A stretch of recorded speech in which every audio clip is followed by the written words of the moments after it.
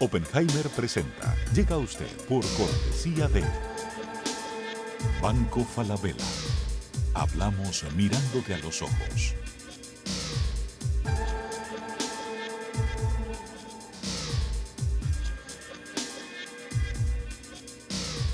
Gin Group, líderes en administración integral de capital humano. Estudia en Argentina. Carreras acreditadas internacionalmente. Residencia universitaria. Aranceles a tu alcance. UADE, una gran universidad. Arcos Dorados.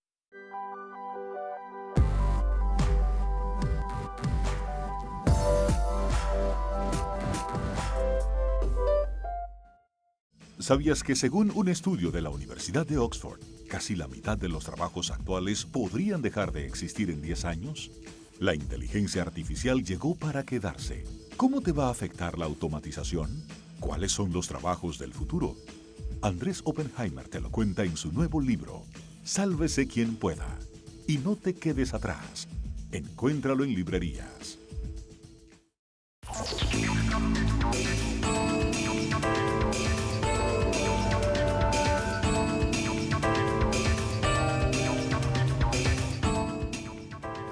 Hola, ¿qué tal? ¿Cómo les va? Soy Andrés Oppenheimer. Gracias por estar con nosotros. Hoy vamos a tener un programa muy, pero muy especial. Vamos a hablar toda la hora con el Premio Nobel Mario Vargas Llosa. Lo entrevistamos en Lima, en Perú, durante una visita a su país natal. Y le preguntamos de todo. Le preguntamos sobre la nueva novela que acaba de terminar, le preguntamos sobre las elecciones de Argentina, sobre el gobierno del presidente López Obrador en México, sobre Venezuela, sobre los presidentes presos por acusaciones de corrupción en Perú. Y también le preguntamos sobre su vida personal, sobre cuáles son sus series favoritas de televisión y, por supuesto, hablamos de literatura. La conversación fue tan rica y el premio Nobel tan generoso con su tiempo que la vamos a usar en dos partes. Hoy vamos a pasar toda la primera parte de la entrevista y la semana próxima una segunda parte donde hablamos principalmente sobre su nueva novela, sobre las series de televisión y libros recientes que más le han gustado y varias otras cosas. Vayamos directamente a la primera parte de esta entrevista. Veamos. Mario Vargas Llosa, muchísimas gracias por estar con nosotros. Pues nada, Andrés, encantado. Mario, antes de hablar de literatura, de tu nueva novela que acabas de terminar, hablemos un poco de política. Hablemos un poco de Argentina, de México, de Venezuela, de Trump. Uno podría pensar que después de lo que pasó en Venezuela, después del desastre humanitario de Venezuela, se habrían acabado las tentaciones populistas radicales, o la izquierda radical, o el populismo radical en América Latina. Y sin embargo, en Argentina, hoy, Cristina Fernández de Kirchner, muy amiga del presidente Maduro en su tiempo, y del presidente Chávez, está primera en las encuestas como vicepresidenta con su compañera de fórmula. No sabemos si sería igual que antes. Esperemos que los argentinos no cometan la insensatez de retroceder de esa manera al populismo que hizo verdaderos estragos en Argentina. Yo tengo optimismo, yo pienso que Macri ganará las elecciones a pesar de todo, a pesar de los problemas que ha habido, del famoso gradualismo, que yo creo que fue un gravísimo error de Macri. Pero sería verdaderamente catastrófico, no solo para Argentina, para toda América Latina, que Argentina retrocediera, involucionara de esa manera tan radical, si es que la Kirchner vuelve a ganar las elecciones, aunque sea toda la farsa de la vicepresidencia. Yo creo que nadie toma realmente en serio el hecho de que ella sea vicepresidenta, candidata a vicepresidenta, y Fernández el verdadero presidente. Nadie puede creerse semejante patraña, ¿no es cierto?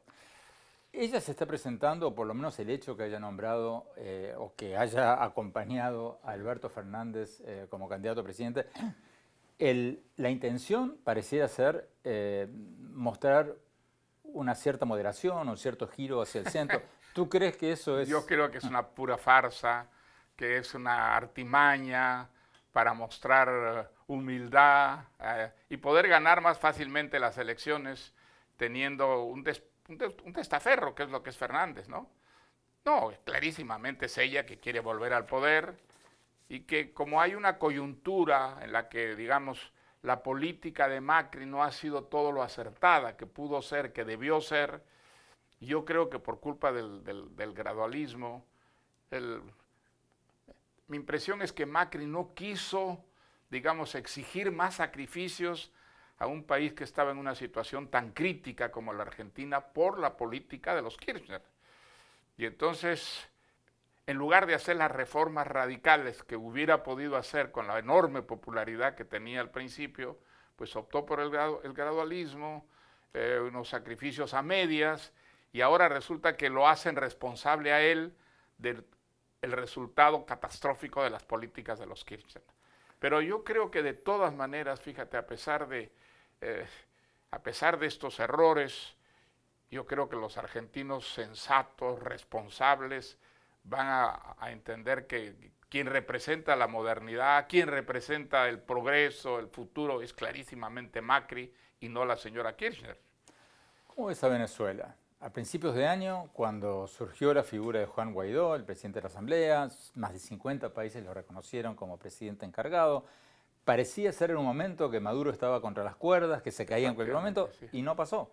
Y no ha pasado básicamente porque yo creo que Chávez fue muy hábil comprando a toda la cúpula militar. Interesó a la cúpula militar de una manera mafiosa, por supuesto, dándoles el narcotráfico, prácticamente el control enteramente del narcotráfico, les dio la dirección de las empresas nacionalizadas, que ahora son la mayoría del país, y eso ha creado en la cúpula militar unos intereses que defienden, sabiendo que si hay un cambio hacia la democracia, que es lo que yo cree hoy día y quiere la mayoría del país, la mayoría de los venezolanos, ¿no? Entonces perderían todas esas gangas, pero es verdad, ha sido una sorpresa porque realmente hay un apoyo internacional clarísimo por la democratización. Creo que la inmensa mayoría de los venezolanos quiere la democratización y sin embargo, pues esa cúpula militar, seguramente muy apoyada por Cuba, que depende en gran parte de la supervivencia del régimen de Maduro, resiste. Pero yo creo que la buena política es seguir presionando, seguir asfixiando al régimen, que es la mejor manera de apoyar a la inmensa mayoría de los venezolanos, ¿no? Pero ¿cómo se sale de esto, Mario? ¿Cómo se sale lo menos violentamente posible de esto? Cuando yo creo que hay que aplicar las sanciones, hay que aplicar cada vez sanciones más severas. Pero se han aplicado sanciones cada vez más severas. Pero todavía, digamos, hay un margen de sanciones muy grande. Todavía se puede seguir asfixiando, golpeando al régimen, hasta producir pues esa división en el ejército, que creo sería la salvación. La intervención armada, no hay un clima para la intervención armada, y clarísimamente una intervención armada presidida por Estados Unidos, eso tiene una imagen espantosa en la historia de América Latina y es perfectamente explicable que hay un rechazo muy generalizado y dentro de la propia oposición venezolana hay muchas resistencias a una intervención armada, ¿no?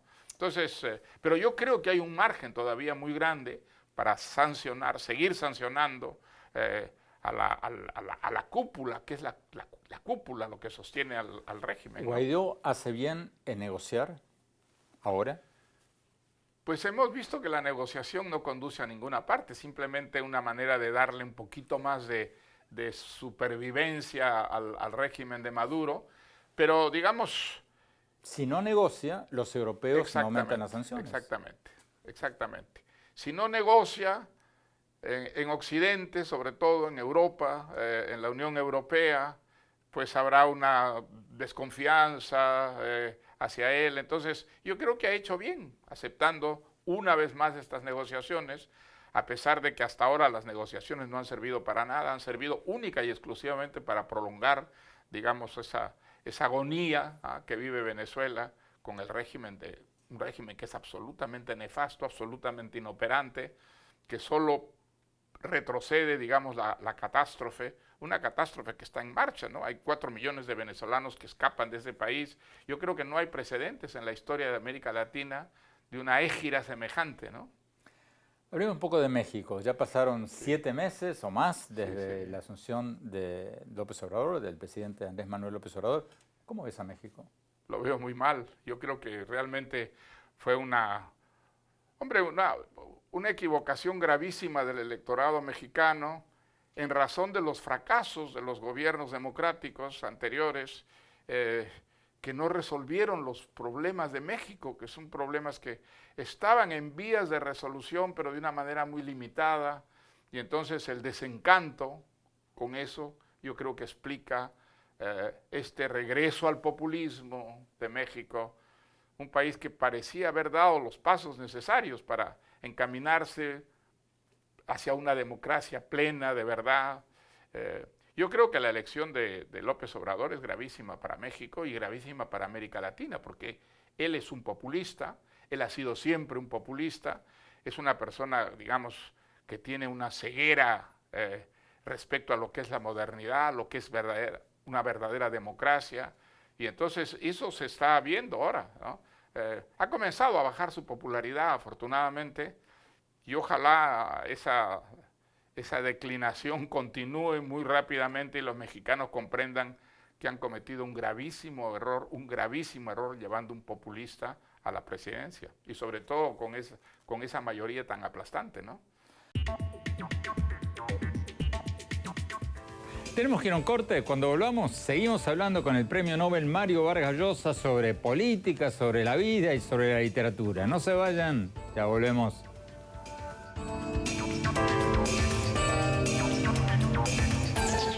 Cuando cambias tus CMR puntos, cambias de aire, de aroma, de estilo. Cambias de ritmo. Cambias tu estilo de vida. Cuando cambias tus CMR puntos, tú también cambias. Aprovecha tus puntos y cambia lo que quieras. CMR puntos. Cambio lo que quiero.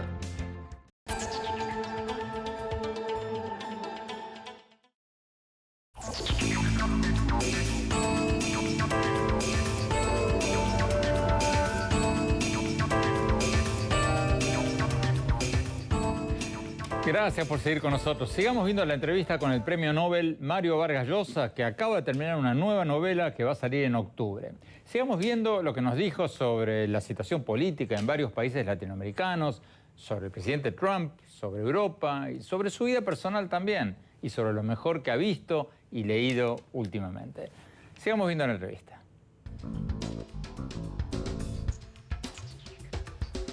Hablemos un poco de tu país, Perú. ¿Cómo es a Perú? En el 2021, si no me equivoco, hay elecciones de nuevo. ¿Hay un peligro de un candidato chavista ganando en Perú? Yo creo que no.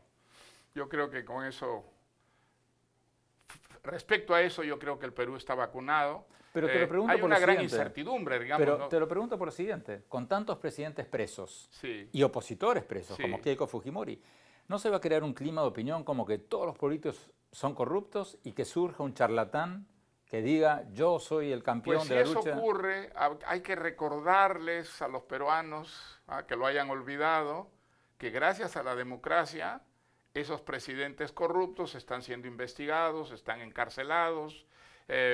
Gracias a la democracia, toda esa putrefacción que fue en gran parte, digamos, derivada de la tradición dictatorial que tenemos los peruanos, como la mayor parte de los países latinoamericanos. La democracia, ¿qué permite? Está permitiendo, por ejemplo, que haya fiscales honestos, honrados, valientes, que mandan a la cárcel a los políticos, que mandan a la cárcel a millonarios, y que hay pues una transformación muy profunda de la justicia. Eso es algo muy importante para que la democracia se asiente. Ahora, que la clase política estaba corrompida, pues estaba en gran parte corrompida, pero yo creo que estaba corrompida por la tradición dictatorial que ha sido profundamente corrupta, ¿no? El caso del fujimorismo, por ejemplo, el fujimorismo pues robó de una manera absolutamente escandalosa miles de millones de dólares y no se ha devuelto sino 150 millones de dólares. Eso es lo que se ha devuelto.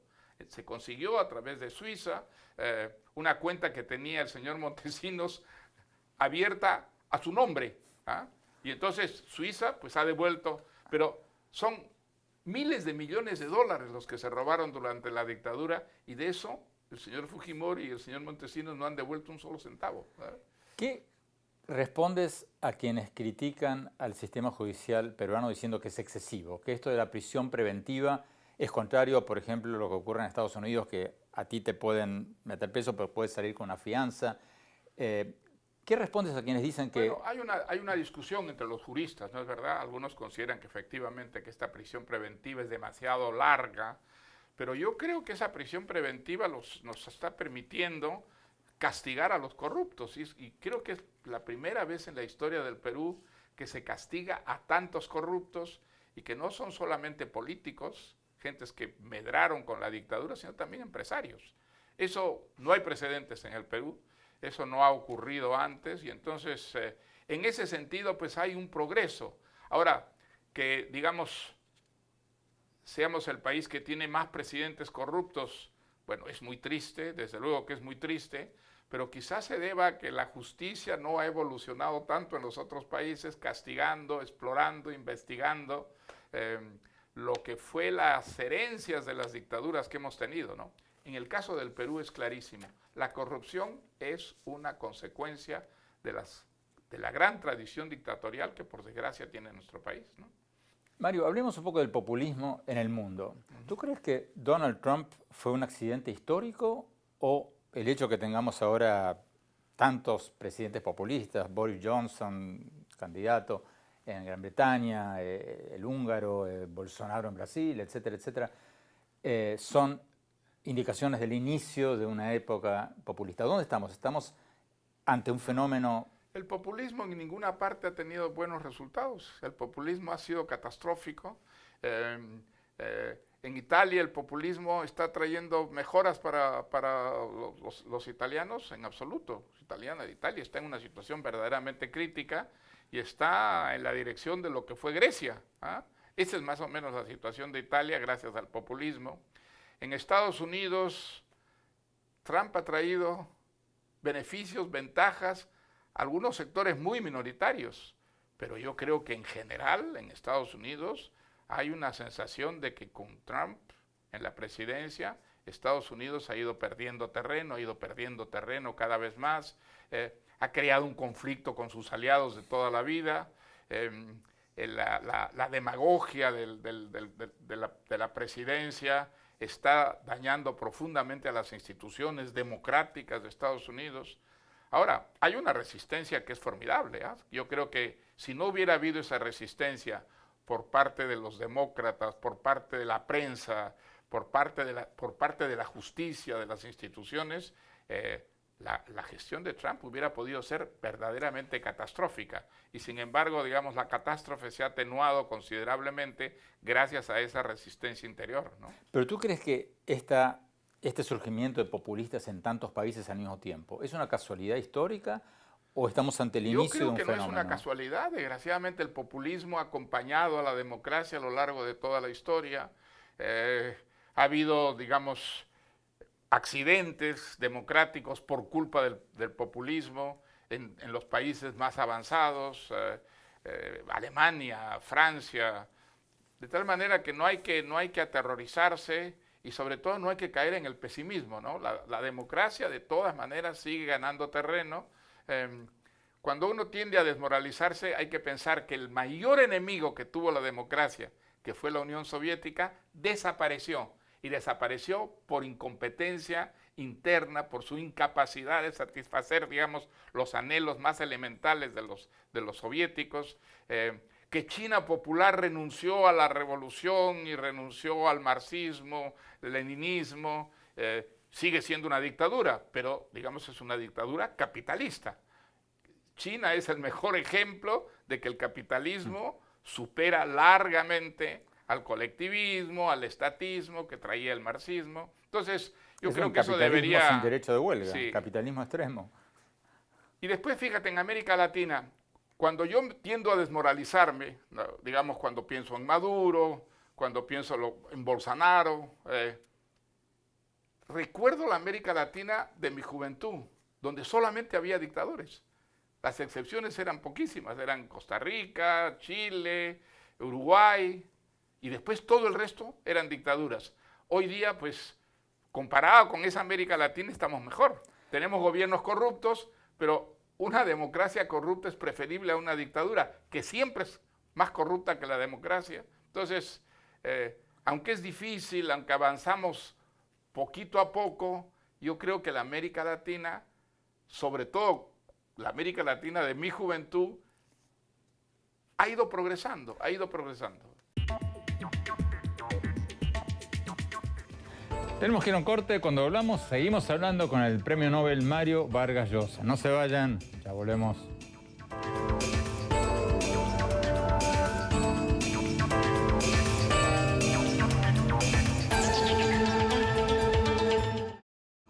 Hola, soy Andrés Oppenheimer. Muy pronto estaré en México hablando sobre mi libro Sálvese quien pueda, sobre cómo la tecnología va a dejar sin trabajo a muchos ejecutivos, abogados, médicos, maestros, vendedores, periodistas y muchos más. Y para los jóvenes, ¿cuáles van a ser las carreras del futuro? Espero verlos, no se vayan, ya seguimos con el programa.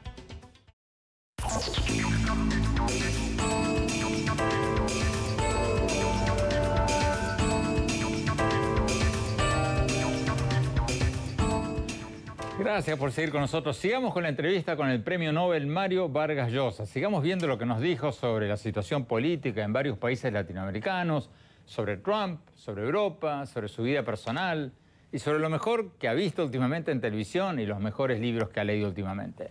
Sigamos viendo la entrevista.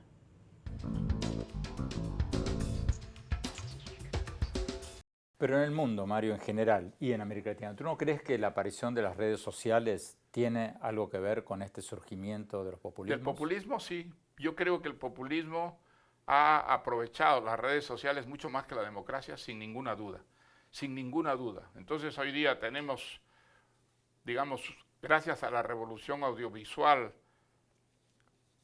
una imposibilidad de establecer sistemas de censura, por ejemplo, en un país. Prácticamente hoy día... Bueno, antes lo veíamos eso como algo bueno. Sí. Y lo seguimos viendo como algo bueno. Eso es algo bueno, ese es un lado muy positivo. Pero ahora, al mismo tiempo está siendo usado el para gran problema es que un exceso de información puede ser tan negativo como la falta de información.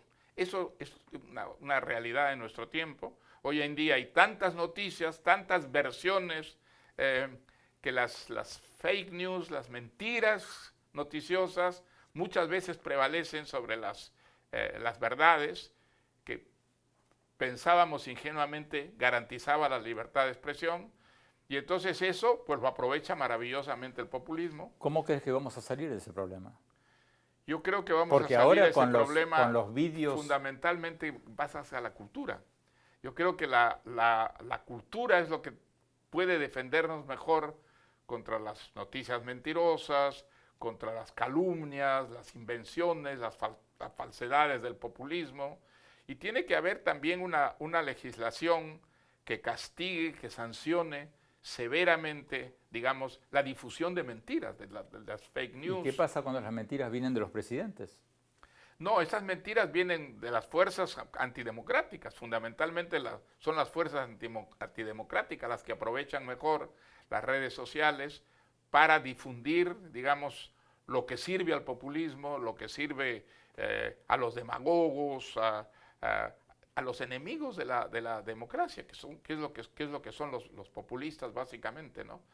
Pero lo que me parece fundamental es no bajar los brazos, no rendirse, no pensar, digamos, que estamos siendo derrotados. No es verdad, no es verdad, digamos, la famosa frase de Popper diciendo, sí, todas las cosas andan mal, pero nunca hemos estado mejor. Creo que es muy importante recordar, nunca hemos estado mejor. Esa es la realidad del mundo, y creo que debemos apoyarnos en esa convicción de que nunca hemos estado mejor para dar el combate pues, contra los problemas que han ido surgiendo en los últimos años y fundamentalmente el crecimiento del populismo en el mundo, ¿no?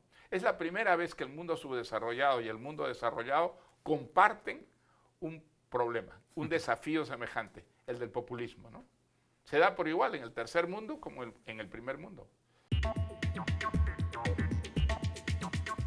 Tenemos que ir a un corte. Cuando volvamos, seguimos hablando con el premio Nobel Mario Vargas Llosa. No se vayan, ya volvemos.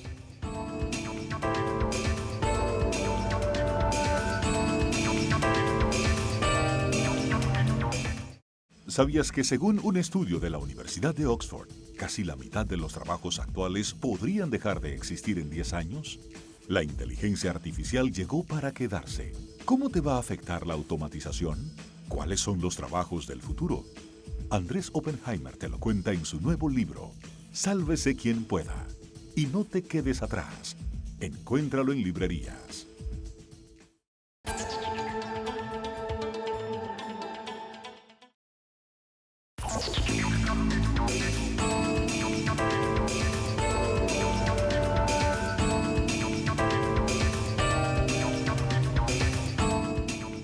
Gracias por seguir con nosotros. Sigamos viendo la primera parte de esta entrevista con el premio Nobel Mario Vargas Llosa, que acaba de terminar una nueva novela que saldrá en octubre. Sigamos viendo lo que nos dijo sobre su vida personal y sobre cuáles son sus series favoritas de televisión. Veamos.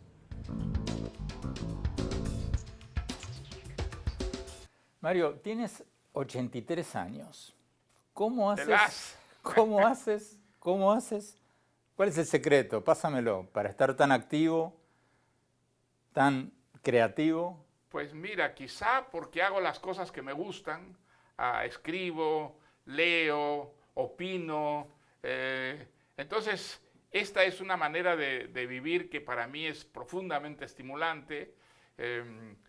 No me canso, aunque me canse, no me canso porque, digamos, los incentivos son muy grandes para estar vivo, para seguir operando, actuando. Y eso significa fundamentalmente para mí seguir escribiendo, ¿no? Seguir escribiendo, escribir es, yo creo que la vitamina que me mantiene más activo. Y creo que el terror que he sentido yo siempre toda mi vida es el de morirse en vida.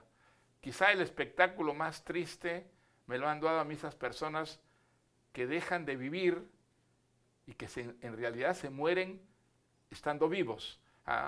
Eso me parece algo terrible. A veces pues la enfermedad te trae, digamos, esa parálisis, pero creo que la vida es algo maravilloso y que mantenerse vivo es algo muy importante, es casi una obligación que tenemos. Y entonces lo ideal es que la muerte sea un accidente, que la muerte te sorprenda en plena actividad.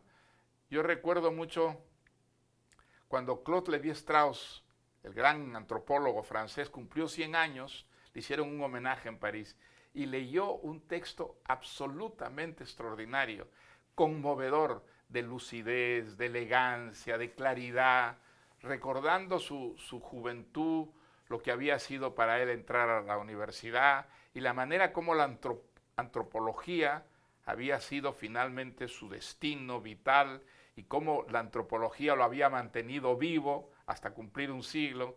Era realmente algo maravilloso ver esa vitalidad, ¿no? La lucidez con la que se conservaba. Y yo pensaba que ese es el ideal, que realmente deberíamos llegar todos así a los 100 años con esa lucidez y con ese activismo, digamos. Bueno, yo te escuché contar una anécdota sobre Sócrates, sobre la muerte de Sócrates. Sí. ¿Cómo era eso? Bueno, es una historia maravillosa, no sé si es cierta, pero recuerdo que a mí me impresionó muchísimo que cuando fueron a ejecutar la sentencia y obligarlo a tomar la cicuta, estaba aprendiendo persa.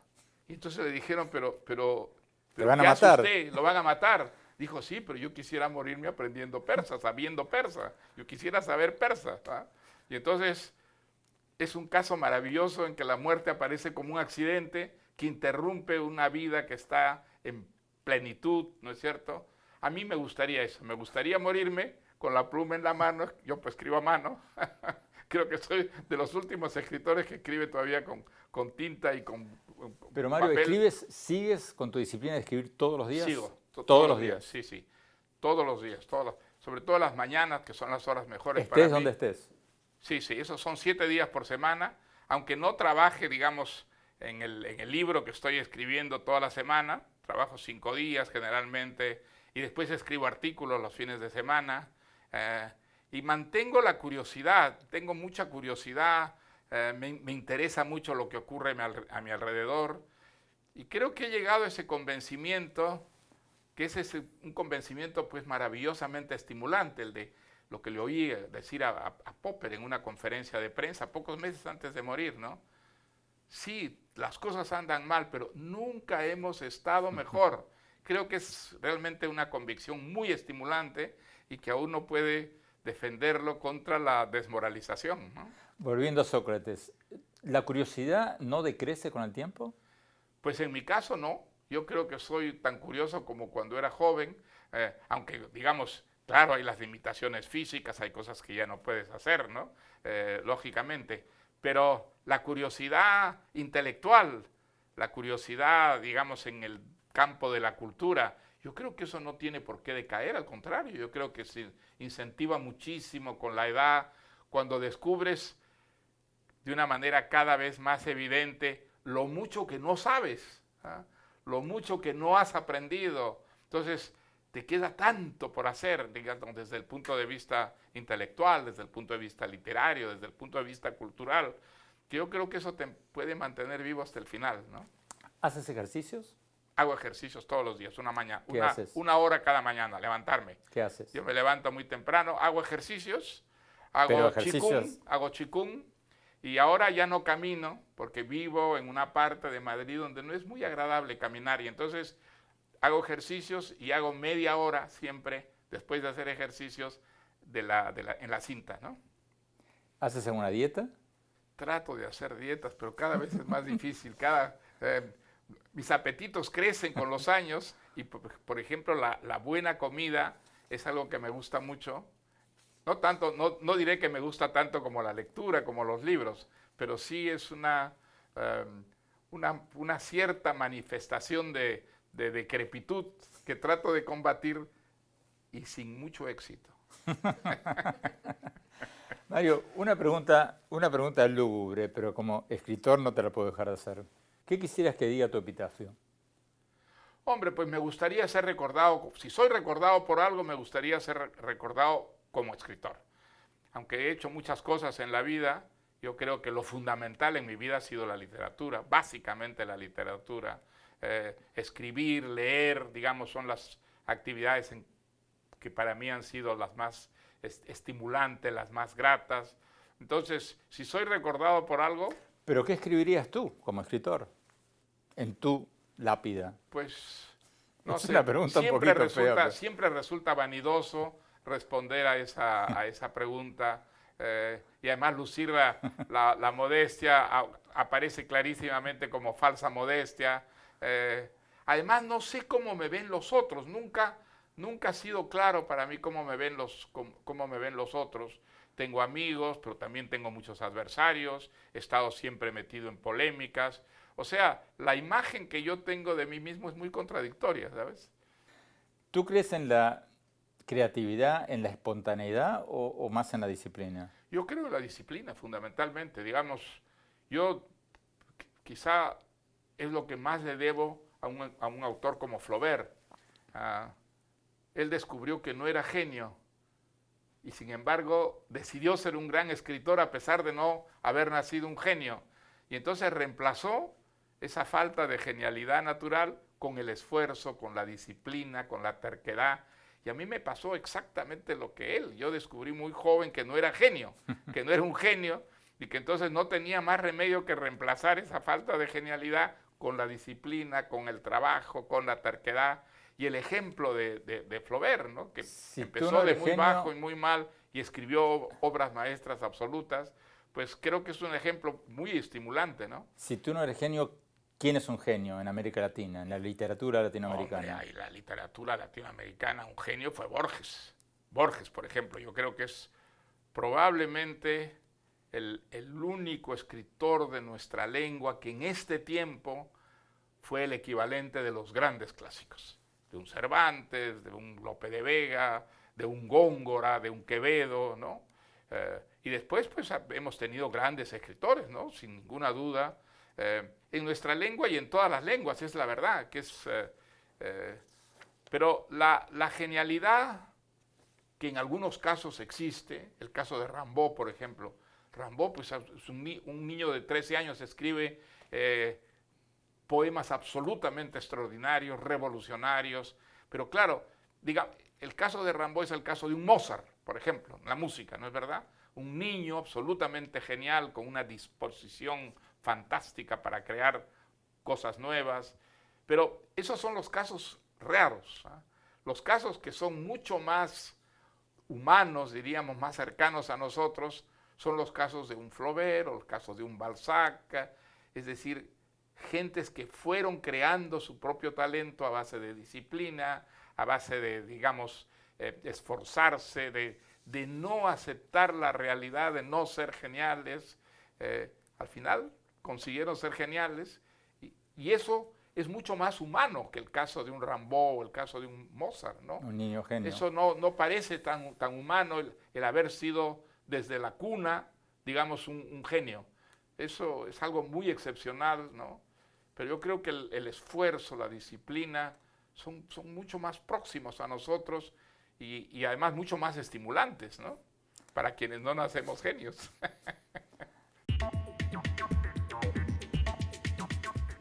Tenemos que ir a un corte. Cuando volvamos, seguimos hablando con el premio Nobel Mario Vargas Llosa. No se vayan, ya volvemos.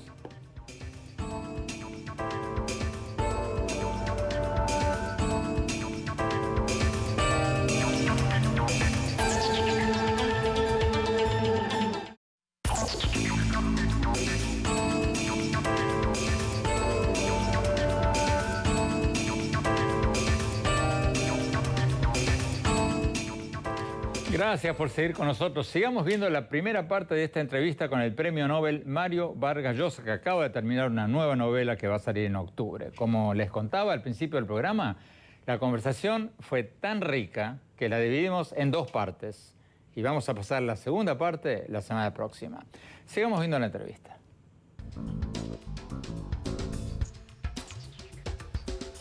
Mario, los editores de libros dicen que cada vez más escritores están escribiendo para Netflix o para HBO, para las series de televisión.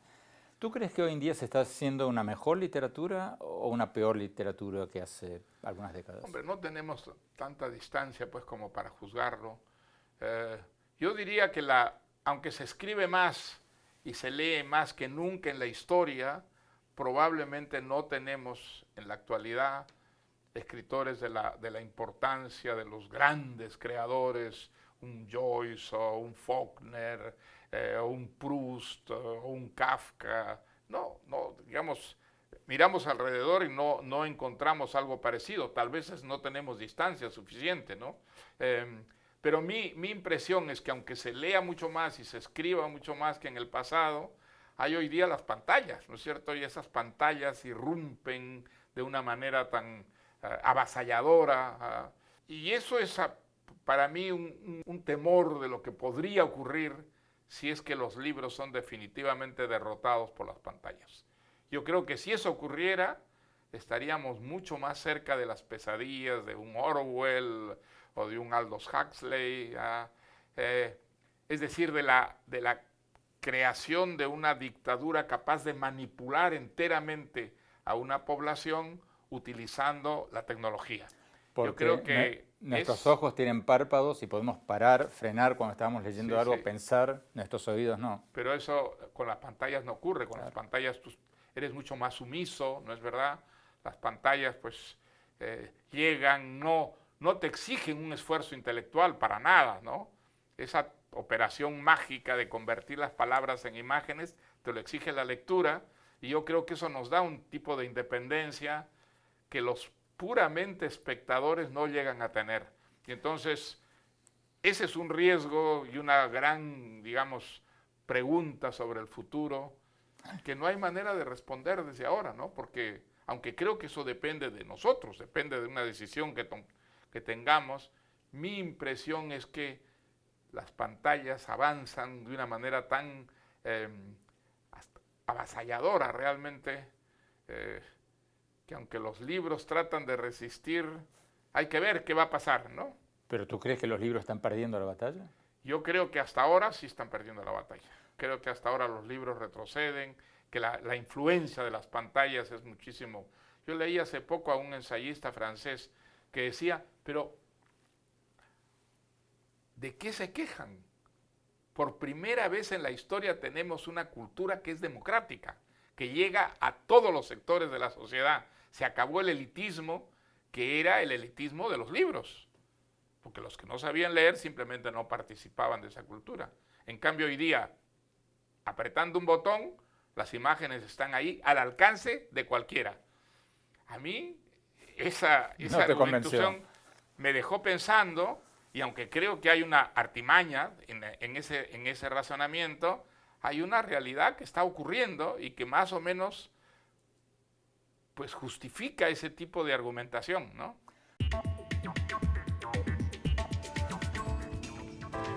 Tenemos que ir a un corte. Como les contaba al principio del programa, la conversación fue tan rica y el premio Nobel fue tan generoso con su tiempo que la dividimos en dos partes y vamos a pasar la segunda parte la semana próxima. Tenemos que ir a un corte y cuando volvamos, mi opinión sobre lo que escuchamos hasta ahora, lo que nos dijo Mario Vargas Llosa en esta entrevista. No se vayan, ya volvemos.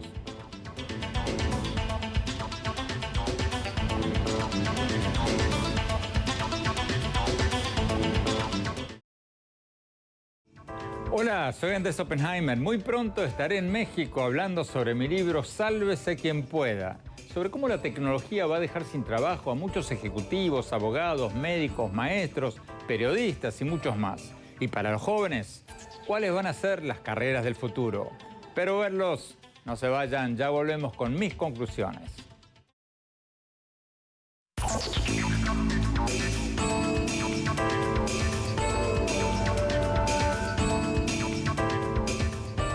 Muchas gracias por seguir con nosotros. Fue un verdadero placer para mí hacer esta entrevista con el premio Nobel Mario Vargas Llosa.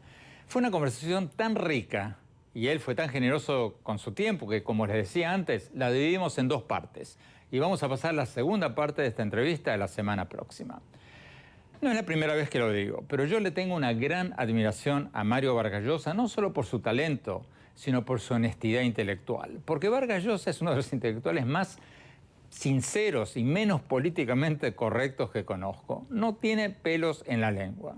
Mientras que muchos otros se cuidan de no antagonizar a nadie por miedo a perder lectores o simpatizantes, Vargas Llosa dice lo que piensa, le guste o no le guste a su audiencia. Y para mí eso tiene un gran mérito. Él es un premio Nobel y a sus 83 años podría estar tranquilamente paseando por el mundo, recibiendo homenajes y recogiendo doctorados honoris causa y todos los honores habidos y por haber. Y sin embargo, sigue dando la batalla, sigue escribiendo, sigue opinando con el mismo entusiasmo de siempre. Porque, como nos dijo hoy, no quiere morirse en vida y quiere que la muerte lo sorprenda trabajando, satisfaciendo sus curiosidades. A mí, personalmente, me impactó mucho la leyenda que contó de cómo habría muerto Sócrates cuando sus verdugos iban a ejecutar su sentencia y obligarlo a tomar la cicuta. Lo encontraron estudiando persa. Y cuando le preguntaron para qué estaba estudiando persa si lo iban a matar en cuestión de minutos, Sócrates dijo que quería aprender a leer persa. Así de simple. Y Vargas Llosa nos decía hoy, hablando de esa historia, que le parecía un caso maravilloso en que la muerte aparece como un accidente que interrumpe una vida que está en toda su plenitud. Una maravilla. Bueno, no se pierdan la segunda parte de esta entrevista la semana próxima. Gracias por habernos acompañado. Los invito a visitar mi blog en el sitio de internet andresoppenheimer.com. Si se registran ahí, les vamos a mandar por email todas las semanas mis columnas del Miami Herald de nuestros más recientes programas de televisión. Les recuerdo la dirección, es andresoppenheimer.com. Y síganme también en mi Twitter, @OppenheimerA, en mi página oficial de Facebook, Andrés Oppenheimer, y ahora también en Instagram, en Andrés Oppenheimer Oficial.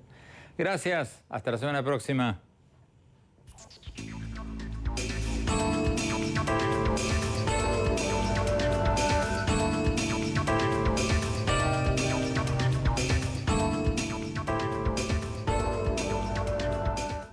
Oppenheimer presenta. Llega a usted por cortesía de Banco Falabella. Hablamos mirándote a los ojos.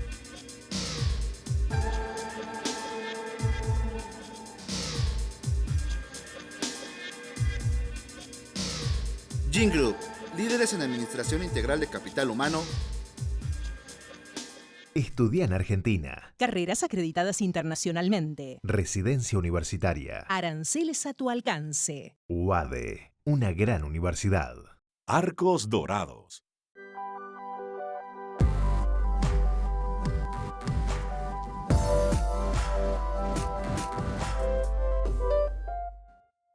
¿Sabías que según un estudio de la Universidad de Oxford, casi la mitad de los trabajos actuales podrían dejar de existir en 10 años? La inteligencia artificial llegó para quedarse. ¿Cómo te va a afectar la automatización? ¿Cuáles son los trabajos del futuro? Andrés Oppenheimer te lo cuenta en su nuevo libro, Sálvese quien pueda. Y no te quedes atrás. Encuéntralo en librerías.